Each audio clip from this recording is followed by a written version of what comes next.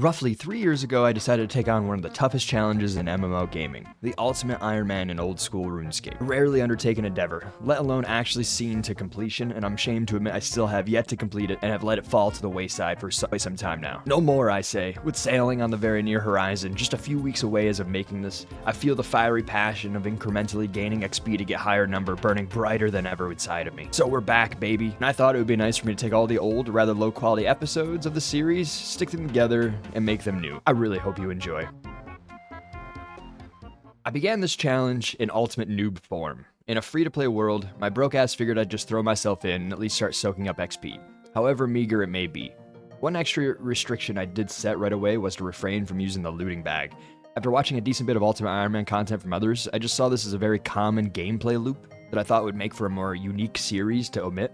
I grabbed my armor and my tutorial island axe, and got to work chopping trees. Got my first clue scroll, tapped into Child Me's knowledge of the game, and migrated towards some of the starting quests everyone did back in the day, like baking a cake, getting terrible RNG, and Imkedger. We just got another beat, thank God, man. This has been taking way longer than it should. One of my main goals early, while stuck in free-to-play prison, was to complete some of the quick and easy quests available to me, as well as focus woodcutting and fire making so I get started on Wintertide as soon as possible, once I did become a member. From everything I had heard, it would be best to do it as early as possible, since at Wintertide you take more damage the higher HP you have, and would therefore need better food and more of it. Thought I'd kill this guy real quick to see if we get his cape on our way past, because I was going to do Ernest the Chicken. He's kind of fucking me up, though. Look at this. He keeps hitting. I just keep hitting zeros over. There we go. Fuck, man, I got no food. I might have to run. I gotta run. I'm gonna die to this guy. Please. Finish him! I believe in you. I believe in me. Oh no, I gotta go. I gotta go. I gotta go. I gotta go! Oh my god. After this harrowing experience, I was low health and died trying to enter Draenor Manor after I had already paused recording, unfortunately. That is the riveting story of how I lost my Iron Man armor within the first few minutes. All my garbage. Please don't kill me. Oh my god, dude. So much stuff. Just take all. Go!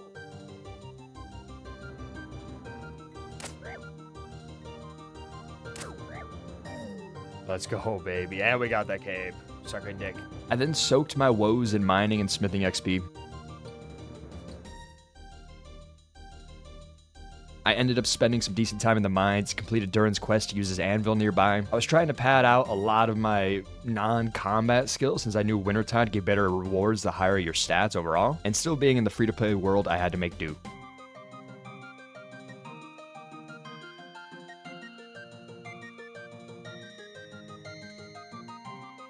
Eventually, I grabbed some mage gear, killed a dark wizard for a cosmic rune, to eventually enchant a games necklace.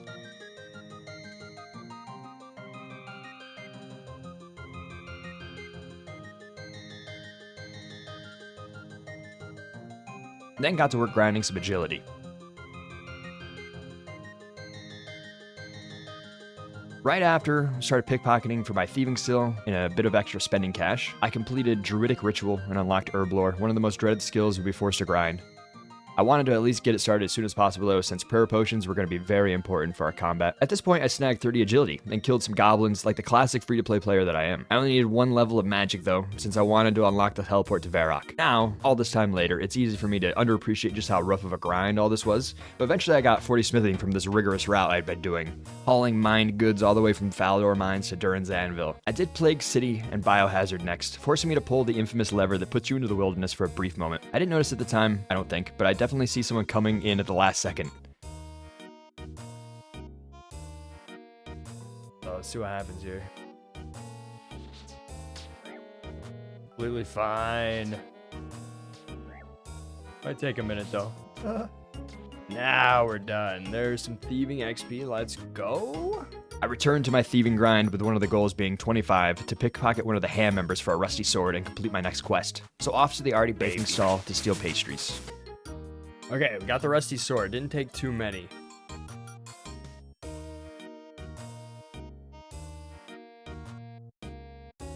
After knocking out quite a few quests, I started focusing more on thieving, as I saw blackjacking as a really good way to get some money and help fund our skilling and questing endeavors. While stealing fruit from the stall, I ended up clicking through it and on one of the dogs, bringing us to our second death of the challenge already.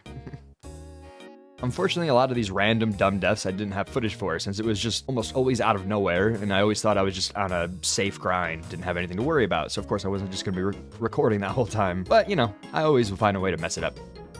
Okay, we just hit level 45 thieving. I meant to catch it, but I just missed it. I was even all ready to go and shit, but boom. We are not friends with a monk, or we helped the monk's friend, something like that. But we got our law runes. Oh wait, no, not yet. We gotta dance.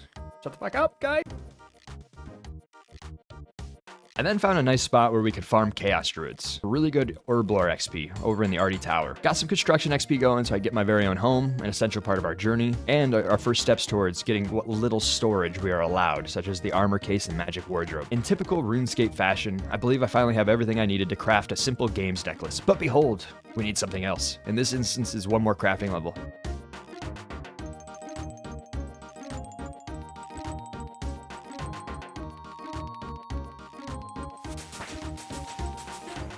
Nice, farming level 10, wow.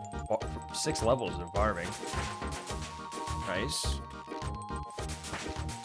Absolutely beautiful. And there it is.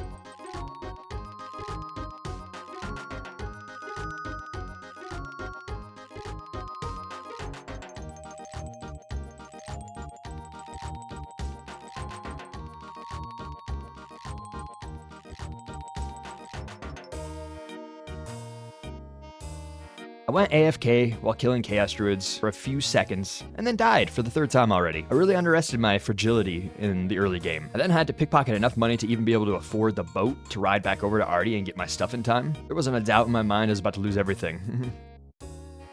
Come on. Yes! Oh my god, it's still there! Holy shit, it's still there. Let's go. Oh, okay, I just need to be more careful. That was foolish. At this point, I felt ready to commit to Wintertide and get started on my first 99 grind, so I set out to get the final requirement I needed, 50 fire making. I forgot to hit record, but 50 fire making! Let's go! With that complete, I went to pilfer more cakes from Arty. This would be my main source of healing throughout Wintertide. This was probably just me being a bad noob, but it was rather scary for a while with how quick Wintertide can actually shred your health and will kill you if you're not paying attention in the blink of an eye. Luckily, I did get most of the XP increasing gear rather quickly, and one of the main items I was looking for while we were there actually came really quick at just 6 KC. So that means I completed the activity just 6 times and we got the Tome of Fire. And this item is a game changer for us since it acts as unlimited fire runes on top of giving us a nice magic bonus in our offhand slot. Suffice it to say, this is an item we'll be using for many, many hours. I farmed up some cosmic runes to be able to make a games necklace so I could teleport back and forth from Wintertide and farming. I wanted to start getting some farming levels on the side. Nothing too serious, just a wee bit of gardening to switch things up. Although I learned the hard way what a pain in the ass it is this way, and ended up getting rather tilted with it at one point. The smart thing for me to do would have been just to try to find quests for the early levels, really. But the way the farming works in this game, your crops have a chance to die if you leave them unattended. You gotta pay the gardener like a sack of onions or something specific depending on what crop you want them to watch, and they'll watch over it to make sure that it doesn't die for you. And basically, if I didn't do this, it would be dead every time I went back and I would get nothing. So I had to start grabbing a sack of onions every single time. Multiple too, because it's just one per plot. So that was a pain in the ass. Other than that though, I pretty much just put my head down and grinded out Wintertide for a while, eventually achieving the 99 on stream. Yo, 99! Holy shit! Let's go. I then had lots of herbs that I'd gotten as rewards from the grind, so I set out to use them and soak up all the herb lore XP as I could. Now that the Wintertide grind was over though, I was eager to begin going hard on the combat grind. I even went back to Chaos Druids for a while, getting more herbs as I wanted to be able to build up a bunch of prayer potions before I started Slayer. One thing I noticed at this point was just how slow prayer XP was going to be. I was getting a lot of ensouled head drops from the Chaos Druids, and these give big prayer XP when used with a certain spellbook that we needed to unlock still, so this is a big goal on my mind. I made a billion trips with Rune Essence to complete Priest Impero and unlock Mortania next, followed by Nature Spirit. At this point, I'm still doing things to unlock the ability to use all the herbs up in my inventory. I was also doing some agility on the side here and there, and I was able to get the graceful outfit finally because I had collected enough marks of grace. And this outfit is great for us because it makes us lighter and helps with conserving stamina, which we're doing a lot of running around. Next, I pretty much just went on a questing grind.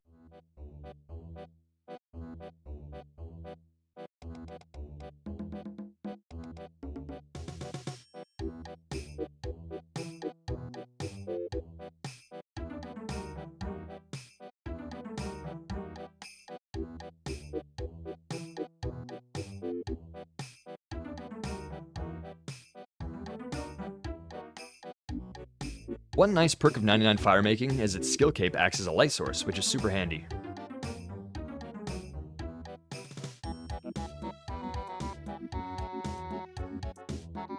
You never forget your first death pile. So now I needed to visit Intrana for the first time, which is a place that doesn't allow any weapons or armor. So it's a big pain for Ultimate Ironman. It forces me to get acquainted with death piling. This was a nice little death hole where I could store my stuff when needed early game before I had access to a death locker. So I'd come in here where you take tick damage after a moment and quickly die. I can then go and do whatever I need and return here before my 15 minutes is up and my stuff despawns. And yes, it is very stressful. You know, in typical big brain fashion, I was still wearing a Ring of Life when the first time I did this that I'd gotten as a quest reward earlier and was teleported out before dying. So genius. So now I can complete Holy Grail and get a bunch of prayer XP. Oh my god, 34 prayer. That's fucking perfect. That couldn't be more perfect. Absolutely beautiful. And 34 defense too. So we were at like 23 defense, I think, and we were at 27 prayer, I'm pretty sure. I had to change gender, then punch this guy to death. You know, just RuneScape things. At this point though, I started throwing some Slayer into the mix. Hitting 50 magic and finally being able to equip the Tome of Fire I'd gotten at Wintertod. Once again obtaining a lot of ensouled heads, only this time I was ready to put them to good use. Over to the Arceus library we go, eventually unlocking the special spellbook needed to cast Reanimate on the heads and kill the ghostly version of the enemies, again for a big boost in prayer XP. This is going to be one of our main ways of training prayer, at least for a while. Next, I went to the fishing trawler and was planning to grind until earning the fisherman outfit. Thankfully, I realized I needed to get the armor case built in our house in order to store it. And for that, we needed more construction levels, so I went and knocked out a few annoying quests, quickly got the levels we needed. Unfortunately, though, that meant that I was back on the trolley before I knew it, and I did have some really bad RNG with this grind. I used up all my luck on the fire tome, and I was here for a while, and this was not a very fun grind. Eventually, though, we got it, and now one of my big goals was to grind fishing and cooking in tandem to the point of being able to fish minnows and trade them for sharks, as that was going to be one of our best sources of food. Before sinking fully into that grind, though, I did get our range skill going by heading over to the Druids for a bit, then doing some more Slayer, earning a bunch of prayer XP in the process. I got on a bit of a combat fixation after this, honestly, and ended up grinding until I found myself in Dragon Slayer facing down Elvarg, where I met my next death. Honestly, because I was also, at the time, I was also playing a normal account still a little bit on the side, and I had already done this quest, and I had too much confidence. He just kicked my ass on my Ultimate Ironman, unfortunately. I'm really bad at this game, if you haven't noticed, but once again, my dumbass wasn't recording. Elvarg killed me once, and then almost a few more times. So after just embarrassing myself plenty, I decided to come back later and return to my cozy fishing grind. Eventually, though, my weak little arms couldn't help but get started training melee again. Quickly obtained a nice lucky drop killing these bug things for Slayer. Still using cakes to sustain myself was starting to become rather inefficient, as they would go real fast and required me to steal from the arty stall every time to replenish, which is not guaranteed to get a cake every time either, so you're dealing with the RNG of that also slowing you down. My desire to just fully commit to the fishing and cooking grind quickly grew too strong to ignore, so I stopped the combat grind after chilling in Chaos Druids for a while, stacking Renara weed, which I then spent an ungodly amount of time traveling from the player house in Rimington to the nearby Snapegrass spawn, where I would then fill my inventory by hopping worlds a bunch. Took everything over to Varrock, where I would use the banker to unknown my Renara and make our prayer potions finally. Mostly, I wanted to get all this done to clear as much inventory as I could before committing to the fishing grind, since every extra slot was a big help.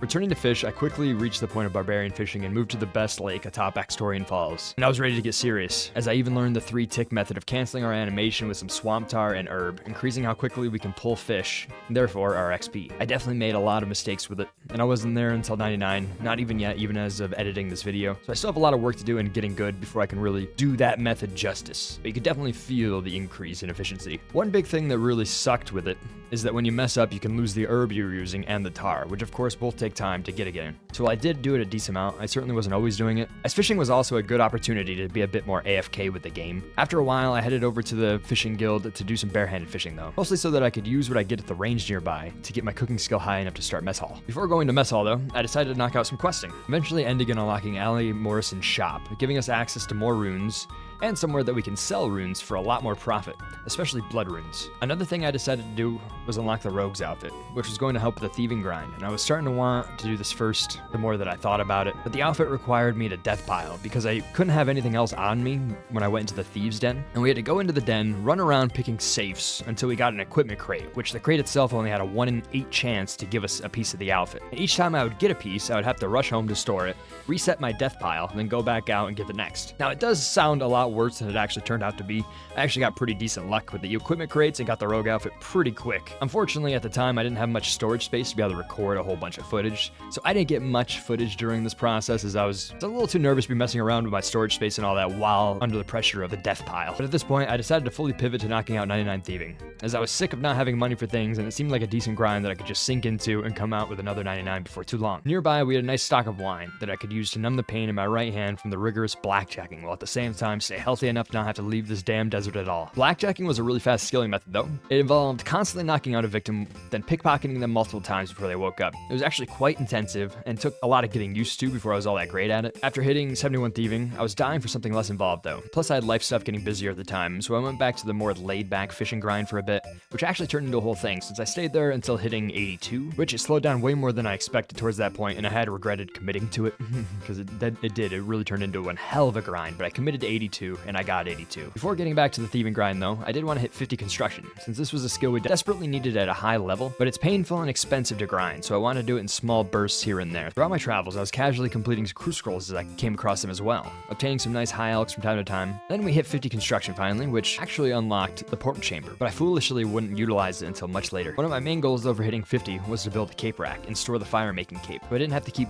buying it and then high alking it whenever I needed the space again, but it did work as a really nice light source, so I didn't have to take up an inventory space with one. But it wouldn't be RuneScape without an unforeseen restriction blocking you from doing an oh so simple task.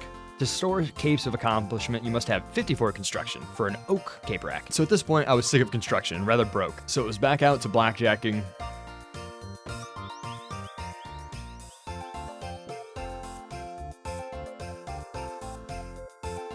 And blackjacking. And blackjacking. Oh my god, my hand is killing me. Almost a million XP in that session, but 91 thieving, baby. Holy shit, I just didn't stop. There it is, 94 thieving, let's go. 95 thieving, let's go. That's a 96 thieving, baby. There it is, baby, 97 fucking thieving. Let's go. Oh man, we're about to hit 98 thieving. I cannot freaking wait. It's been one hell of a click-intensive grind, obviously. I'm very excited for this to be over with and to do anything else in the game. I'm so excited. I'm even excited to do some questing, which is not usually the case.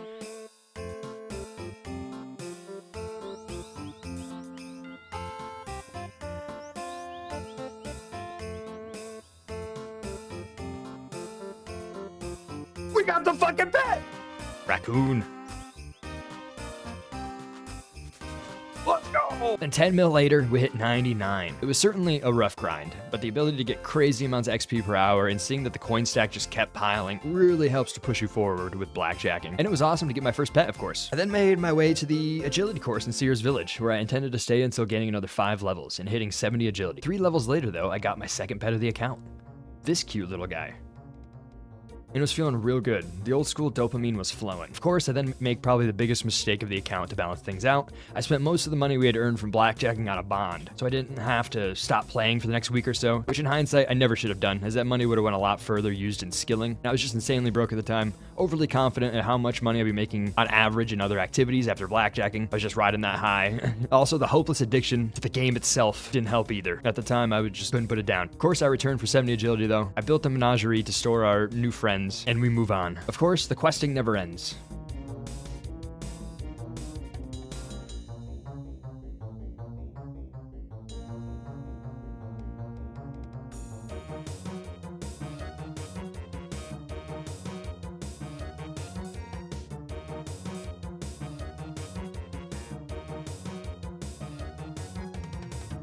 Now I set out to plow these fields in host Sidious, because I needed 45 favor for them to allow me to use the mess hall to train my cooking.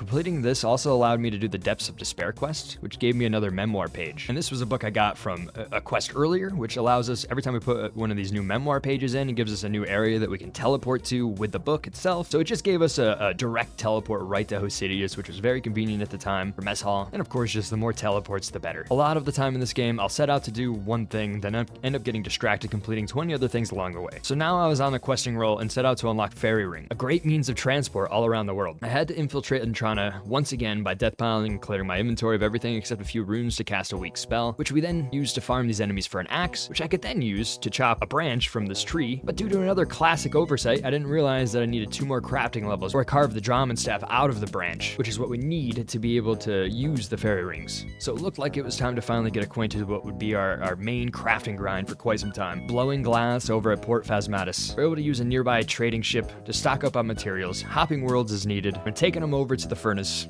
very close by. This is a, albeit very slow but easy grind. Soon enough though, a measly 50 crafting was gained, and the current grind was satisfied, so back to questing to unlock fairy rings. The Draman staff is carved, and Lost City complete. I won't lie, I got rather tilted during Fairy Tale Part 1. This game's questing just really has a way to get me there sometimes, especially on a challenge account like this. Even more so than I had realized while watching back these clips. A big thing that sucks with this quest is one of the items you need is random. I happened to get a nature talisman, and at the time the only way I could figure out how to get one was by grinding Guardians of the Rift, because we had a chance to get one through the reward drop box. Which Guardians of the Rift is a minigame for rune crafting, and I quickly grew to hate it. Just a very tedious minigame, very slow moving, and it took me, I had really bad RNG trying to get this damn nature talisman, and it took me a few hours to obtain a single one. But at least we were still grinding rune crafting at the time, so it wasn't a waste. We still made progress on that. This is definitely going to be a theme we will see more and more. As we get further, the requirement for questing sends me on more and more ridiculous escapades to get rather simple items or tasks complete. I then farmed my favorite spot for herbs over at Chaos Druids. Since I needed a few for Fairy Tale, I then just had to fell the mighty Tangle Root,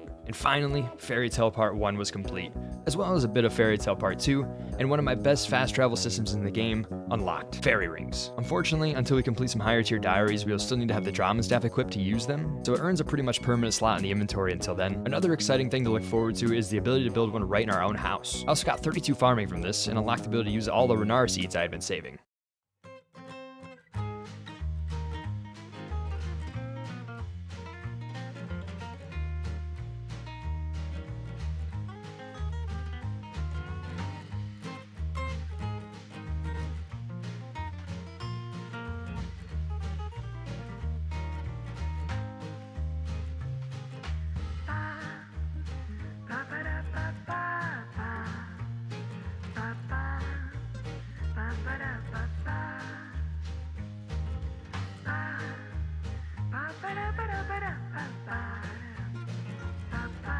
Once again, I take on Elvar, armed with slightly more knowledge and skill.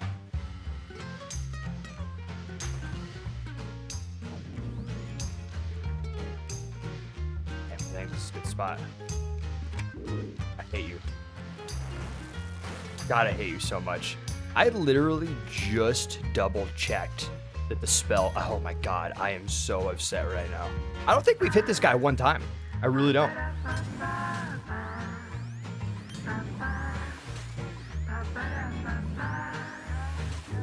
Okay, never mind, we've hit him.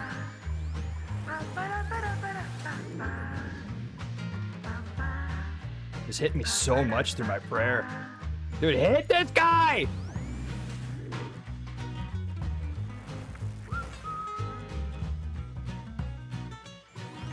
Please, you need like one more hit, man. Nice, suck a dick! Oh my god, that was scary. He was fucking shredding me, dude. We take down the Great Beast and finally complete Dragon Slayer 1. That has been the first part of what will most likely be a 3-part series. I hope you enjoy, subscribe, and like the video for more. I plan on continuing this series for a long time to come, with sailing the next big grind for the more up-to-date portion of the series, which we will keep going pretty much as soon as sailing comes out, and then I'll try to get these recap videos out as soon as I can, but it'll definitely be a little bit after. But you guys are awesome for watching, and I'll see you next time.